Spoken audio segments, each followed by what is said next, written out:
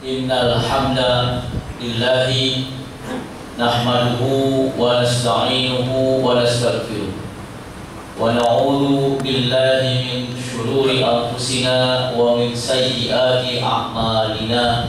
May yahdihillahu fala mudilla lahu wa may yudlilhu fala hadiya lahu. Ashhadu an la ilaha illallah wahdahu la syarika lahu wa ashhadu anna Muhammadan abduhu wa rasuluh. Ma'asyiral mu'minin, usikum wa iyaya nafsi bitaqwallah faqad fazal muttaqun. Wa qala Allah ta'ala, a'udzu billahi minasyaitonir rajim, ya ayyuhalladzina amanu taqullaha wal tanzur nafsum ma qaddamat lighad. Ma'asyiral mu'minin,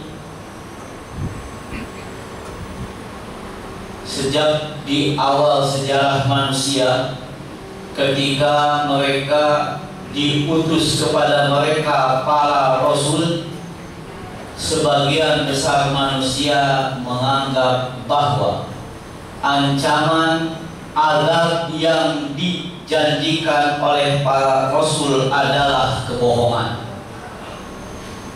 Mereka berani membangkang, mereka berani tidak mau mengamalkan apa yang para rasul bawa, karena mereka merasa azab yang dijanjikan adalah main-main.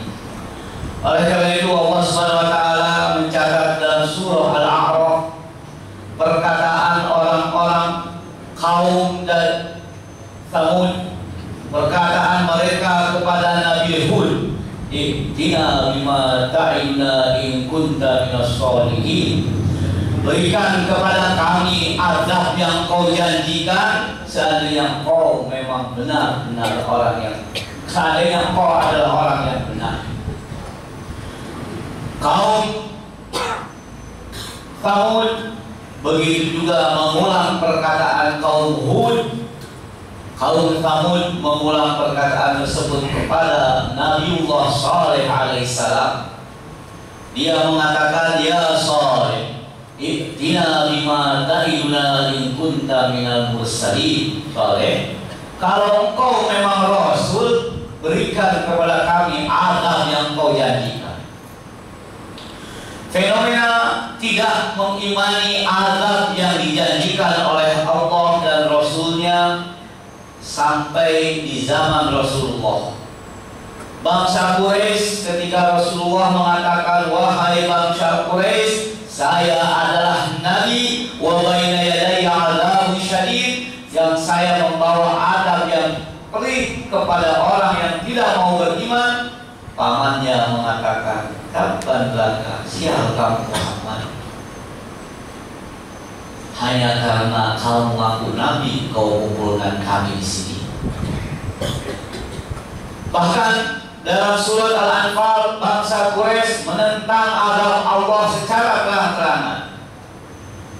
Qalu, mereka bangsa Quraisy berkata, "Allahumma in kana hadha huwal haqq min indika famtir 'alaina hijaratan minas sama'." Ya Allah, kalau seandainya Quran ini benar diturunkan dari kamu, tolong turunkan sekarang juga azab dari langit. Awitina bi adzabin alim, atau kalau azab kami dengan azab yang pedih. Hadirin rahimahullah, namun menentang Nabi Hud. Ad menentang Nabi Hud, namun menentang Nabi Shalih. Quraisy menentang Rasulullah. Ketika Rasul mengancam mereka dengan azab, mereka bahkan menantang mana azab Tuhan. Dalam sirah disebutkan seorang bernama Urbud bin Qais. Urbud bin Qais dari Bani Amir, setelah bertemu dengan Rasulullah, Bani Amir bertanya kepada Urbud, "Wahai Urbud, apa yang diajarkan Muhammad?" Urbud mengatakan, "Muhammad mengajak kita untuk menyembah Tuhan yang satu." Dengan lancang Urbud mengatakan, "Seandainya Tuhan Muhammad ada di hadapan saya sekarang, saya akan panah Tuhan Muhammad." Kemudian Urbud naik unta, sebuah bukit Allah mengirim petir menyambar Urdu bin Qais sehingga hangus dengan unta yang ia tumpangi. Masalahnya adalah apakah kita mengimani azab Allah, atau sebatas mulut kita mengimani azab Allah? Sejauh mana iman kita terhadap azab Allah membuat kita taat kepada Allah? Sejauh mana iman kita terhadap azab Allah menjauhkan diri kita dari hal-hal yang dilarang Allah? Kita sebagai orang beriman punya keyakinan bahaya adalah melanggar aturan Allah, bahaya adalah berani melakukan yang haram, bahaya adalah berani meninggalkan hal yang wajib. Bagi manusia mungkin bahaya adalah sekedar kematian. Bagi manusia biasa bahaya adalah kecelakaan. Bagi manusia adalah bahaya hal-hal yang tidak kita sukai. Tapi bagi kita yang beriman ada bahaya yang lebih besar, yaitu ancaman azab baik di dunia sebelum di akhirat. Di alam kubur ada bahaya yang mengancam. Maka bedanya mukmin dengan kafir, orang kafir hanya tahu ada akhirat, tidak pernah berbuat untuk akhirat. Orang munafik tahu adanya akhirat, adanya azab, adanya surga, adanya neraka, tapi tidak pernah berbuat untuk keselamatan yang di akhirat nanti. Orang mukmin tahu ada azab di kuburan, di hari kiamat, di hari akhirat, ada surga, ada neraka. Bedanya, kata Rasulullah, ittaqun nar walau syiqqi tamr, selamatkan, jauhkan kalian dari api neraka walaupun dengan sebelah buah kurma. Alhamdulillah, ketika kita melakukan hal yang diharamkan Allah, apakah kita menentang azab Allah?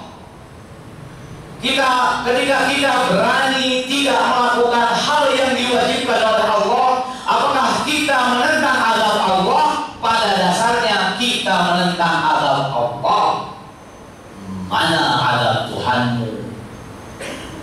Hadirin rahimahullah,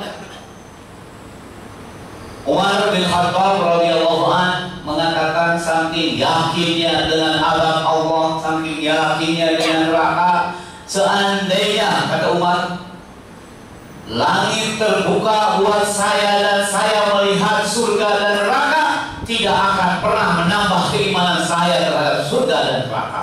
Umar mengimani adanya neraka sebelum melihatnya, bahkan lebih mengimani adanya neraka daripada hal yang dilihat oleh matanya sendiri. Dengan hadirin rahimahullah, pertanyaan yang mendasar, kita tahu ada surga, kita tahu ada neraka, al-jannatu haq wan naru haq. Pertanyaannya, sejauh mana takut kita terhadap azab Allah merubah kita menjauhi hal-hal yang diharapkan, bersemangat melakukan hal yang diwajibkan. Kadang perhitungan kita hanya di dunia, kadang takut kita karena kehidupan dunia. Semua di antara kita takut kalau seandainya disuruh loncat dari tingkat 10 sebuah gedung. Kenapa? Bahaya apa? Kematian. Ada bahaya yang lebih besar daripada sekedar kematian. Bagi seorang mukmin tidak ada yang namanya kematian berakhir kehidupan. Yang ada kematian adalah pindah hidup. Sekarang kita hidup di dunia, setelah mati pindah hidup ke alam barzakh. Satu hari Rasulullah SAW lewat setelah kuburan. Tunggangan Rasulullah tiba-tiba bergerak dengan keras. Rasulullah hampir jatuh. Rasulullah bertanya, kuburan siapa ini? Ini adalah kuburan lama dari orang Yahudi. Rasulullah berkata, seandainya saya tidak khawatir tidak ada seorang pun di antara kalian yang mau menguburkan temannya, maka saya akan berdoa kepada Allah agar kalian sama seperti saya mendengar azab kubur. Tidak diperdengarkannya azab kubur kepada kita rahmat dari Allah. Kalau seandainya kita mendengarkan azab kubur, tidak tidak seorang pun di antara kita akan menikah. Namun cukup bagi kita tahu ada azab kubur, tidak harus sampai mendengar azab kubur seperti Rasulullah SAW. Karena Rasulullah mengatakan, kalau kalian tahu apa yang saya tahu, kalian tidak akan tertawa berbanyak-banyak, kalian akan selalu menangis. Dalam kehidupan kita disuguhkan hal-hal yang membuat kita lupa dengan akhirat, lupa dengan azab Allah, tahu ada azab Allah, tapi tidak pernah berbuat untuk menyelamatkan diri dari azab Allah. Oleh karena hadirin rahimahullah, kita tidak perlu mengulang sejarah bangsa kaum Ad membangkang Nabi Hud. Kita tidak perlu mengulang sejarah kaum Thamud membangkang kepada Nabi Saleh. Kita pun tidak perlu mengulang sejarah kaum Quraisy yang tidak beriman, membangkang bahkan menentang Rasulullah. Mana adab Tuhanmu Muhammad? Kita pun tidak perlu lancang seperti Urbud bin Qais yang menantang Allah Subhanahu wa Ta'ala, dan Allah membalasnya dengan mengirim sebuah petir yang menghantam Urbud bin Qais. Cukup bagi kita hal-hal yang terjadi di umat sebelum kita menjadi keyakinan, jangan sekali-kali meremehkan azab Allah. Bahaya adalah tidak melakukan yang wajib. Bahaya adalah berani melakukan yang haram. Hari kiamat diriwayatkan dalam hadis, manusia berdiri di hadapan Allah menunggu dihisab. Matahari begitu dekat sehingga di antara mereka ada keringatnya yang sampai ke mata kaki, keringatnya sampai ke lutut, bahkan ada keringatnya sampai ke dada, bahkan ada yang tenggelam dengan keringat karena matahari terlalu dekat. Berapa tahun? 50.000 tahun. Wow. Berapa tahun kita hidup di dunia ini? 100 tahun pun terlalu lama. Kita kalau hidup 110 tahun mungkin minta sama Allah untuk segera dimatikan. Kenapa? Tidak bisa ngobrol dengan yang lain. Teman-teman kita sudah tidak ada, tidak bisa curhat. Namun 100 tahun, katakanlah 100 tahun terlalu sedikit dibandingkan hanya sekedar berdiri di hadapan Allah untuk menunggu hisab di padang mahsyar. 50.000 tahun. Akhirat lebih lama dari itu, karena akhirat tidak akan pernah berakhir. 50.000 tahun adalah sebenar dibandingkan satu keabadian yang tidak berakhir. Oleh karena hadirin rahimakumullah, Rasulullah bersabda, siapa orang paling cerdas di antara kalian? Rasulullah menjawab, orang paling cerdas di antara kalian adalah paling siap menghadapi kematian, paling siap menghadapi hari kiamat, karena kematian bagi kita masing-masing adalah kiamat. Kematian adalah berakhirnya usaha kita membebaskan diri dari ancaman api neraka. Kematian bagi kita masing-masing adalah berakhirnya usaha kita menggapai surganya. Karena melakukan yang haram, azab tidak turun, merasa tidak haram karena azab tidak turun. Tidak sholat tapi sehat, riba tambah kaya, berzina tambah kaya, tapi Allah Subhanahu wa Ta'ala punya waktu yang tepat untuk menurunkan azabnya. Abu Lahab semakin menjadi-jadi menentang Rasulullah karena merasa keponakannya. Dimanapun Rasul berjalan, Abu Lahab selalu mengatakan, bohong anak ini, jangan percaya, bohong anak ini, jangan percaya. Padahal Rasul mengatakan, siapapun yang menentang saya akan mendapatkan azab dari Allah. Apa yang terjadi dengan Abu Lahab? Abu Lahab setelah perang Badar selesai, dia tidak ikut perang Badar. Quraisy kalah. Ketika ditanya apa yang terjadi, ternyata yang terjadi adalah malaikat turun. Abu Lahab waktu itu, seorang bernama Abu Rafi, merasa gembira atas kemenangan kaum mukminin. Abu Lahab marah kepada Abu Rafi ini karena merasa gembira karena mukminin menang, Quraisy kalah. Akhirnya Abu Lahab memukuli Abu Rafi, tapi Abu Rafi karena sakit dipukuli Abu Lahab membalas dengan satu pukulan yang membuat berdarah. Apa yang terjadi? Karena luka kecil tersebut Allah mengirim penyakit ke Abu Lahab. Abu Lahab sakit, kemudian tanpa bisa didampingi istri dan anaknya karena penyakitnya dikhawatirkan menular. Abu Lahab mati dalam keadaan sendirian. Kemudian setelah matinya pun kaum Quraisy tidak berani menguburkan Abu Lahab. Bahkan Abu Lahab dibikinkan sebuah kuburan, kemudian jasadnya didorong oleh dengan kayu dari jauh. Karena semua yang merasa takut, akhirnya digeser-geser jasad tersebut, dimasukkan ke dalam lubang dengan cara dikuburkan, dengan cara dilempar dari batu dari jauh, tanpa seorang pun berani mendekati Abu Lahab. Tidak perlu kita mengulang riwayat Abu Lahab. Abu Jahal terbunuh di perang Badar. Bahkan dalam riwayat perang Badar berlangsung 2 jam, namun pembesar Quraisy yang terbunuh di perang Badar semuanya mengeluarkan bau yang begitu menyengat. Bahkan Rasulullah mengatakan, pindahkan orang-orang ini ke dalam kuburan sebuah lubang di Badar. Kemudian Rasul bersabda, wahai Abu Jahal, wahai Uqbah bin Abi Mu'ayth, wahai Umayyah bin Khalaf, menyebutkan pembesar Quraisy yang mati di hadapan Rasulullah, apakah engkau mendapatkan apa yang Allah janjikan buat kalian? Membangkang adalah disiksa. Umar berkata kepada Rasulullah, Rasulullah, mereka itu bangkai yang sudah bau. Kemudian kata Rasulullah, wahai Umar, kamilah, mereka yang sudah mati ini lebih mendengar daripada engkau, wahai Umar. Saat Rasulullah mengatakan, Abu Jahal, kamu sekarang sudah mati, janji Allah jelas, saya menang, Anda kalah, Anda diadab karena Anda tidak beriman. Apakah kita akan mengulangi sejarah pembangkangan manusia kepada Allah? Kita cukup mengatakan Allah adalah pencipta langit, Allah pencipta bumi, Allah maha kuasa untuk melakukan segalanya. Tidak ada dosa sedikit apapun yang lepas dari pengamatan Allah Subhanahu wa Ta'ala.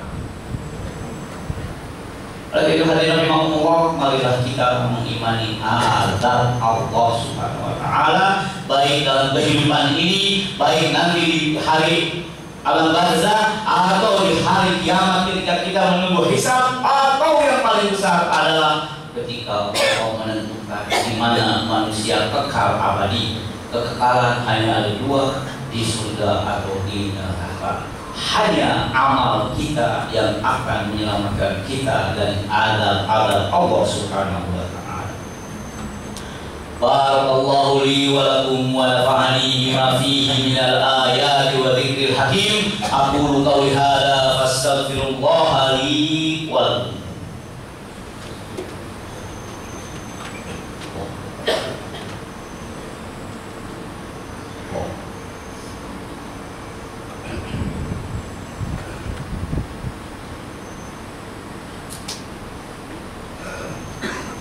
Innal hamdalillahi nahmaduhu wa nasta'inuhu wa nastaghfiruh wa na'udzu billahi min shururi anfusina wa min sayyiati a'malina. May yahdihillahu fala mudilla lahu wa may yudlil fala hadiya lahu. Asyhadu an la ilaha illallah wahdahu la syarika lahu wa asyhadu anna Muhammadan abduhu wa rasuluh. Masyaallah mu'minin, doa yang selalu kita sebut dan kita ulang-ulang, bahkan disunahkan sebelum kita salam dalam doa sholat kita, sebelum kita mengucapkan assalamualaikum mengakhiri sholat, adalah Allahumma inni a'udzubika min adzabil qabri min adzabil nar min syarri fitnatil mahya wa mamati min syarri fitnatil masih.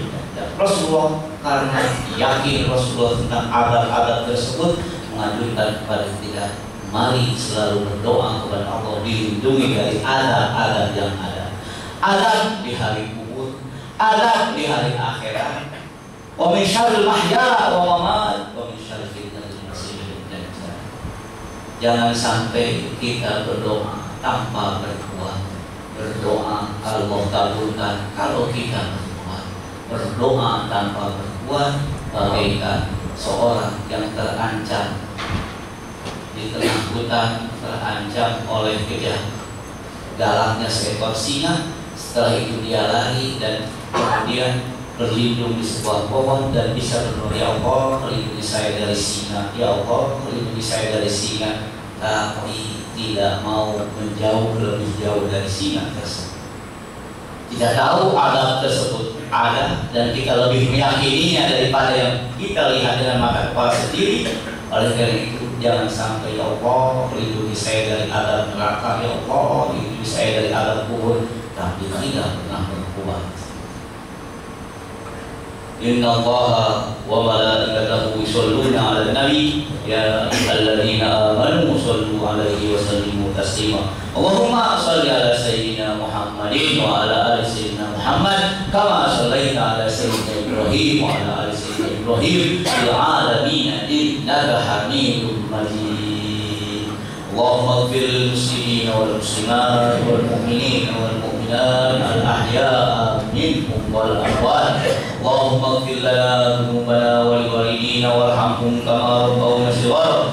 Allahumma innaka 'afuwwun karim tuhibbul 'afwa fa'fu 'anna ya karim. Rabbana zalamna anfusana wa illam taghfir lana wa tarhamna lanakunanna minal khasirin. Allahumma inna na'udzubika min 'adzabil qabri. Allahumma inna na'udzubika min 'adzabin nar. Allahumma innana nu'minu bi'adzabika wa fajnubna min 'adzabika ya arhamar rahimin. Allahumma inna na'udzubika min 'adzabika wa min 'adzabin nar wa min syarri fitnatil mahya wa mamati min syarri fitnatil masiihid dajjal.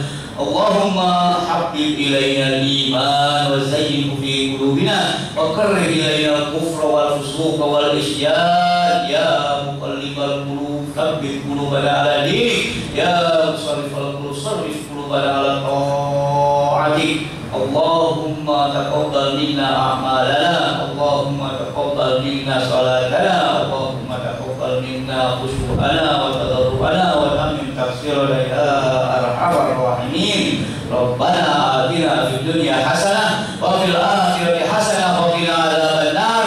Subhana rabbika rabbil izzati amma yasifun wa salamun alal mursalin walhamdulillahi rabbil alamin. Ibadallah, inna Allaha ya'muru bil 'adli wal ihsan wa ita'i dzil qurba wa yanha 'anil fahsya'i wal munkari wal baghi ya'idukum la'allakum tadhkurun. Fadhkurullaha yadhkurkum washkuruhu 'ala ni'amihi yazidkum wa la yakfurullahu akbar. Aqimis shalah.